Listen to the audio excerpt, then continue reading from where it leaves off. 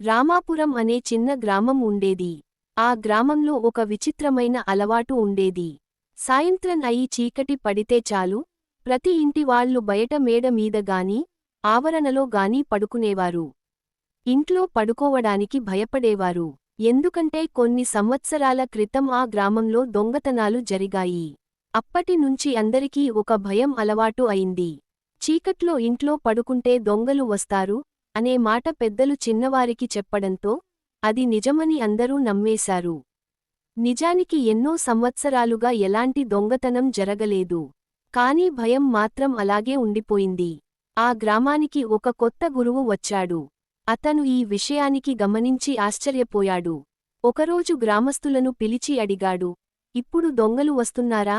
అందరూ లేదు అని చెప్పారు. అయితే ఎందుకు ఇంకా భయపడుతున్నారు అని ప్రశ్నించాడు. అందరూ ఒకరినొకరు చూసుకున్నారు. ఎవరికీ సరైన సమాధానం లేదు. గురువు చెప్పాడు, పాత భయాలను వదలాలి. నిజం తెలుసుకుని ధైర్యంగా ఉండాలి. లేకపోతే భయం మన జీవితాన్ని నడిపిస్తుంది. ఆ రాత్రి కొంతమంది ధైర్యం చేసి ఇంట్లో పడుకున్నారు. ఏమీ జరగలేదు. మరుసటి రోజు మిగతావాళ్లు కూడా ఇంట్లోనే నిద్రపోయారు. కొద్ది రోజులలో గ్రామం మామూలుగా మారిపోయింది. నీతి, కారణం లేకుండా భయపడకూడదు. పాత భయాలను వదిలితేనే నిజమైన ధైర్యం వస్తుంది.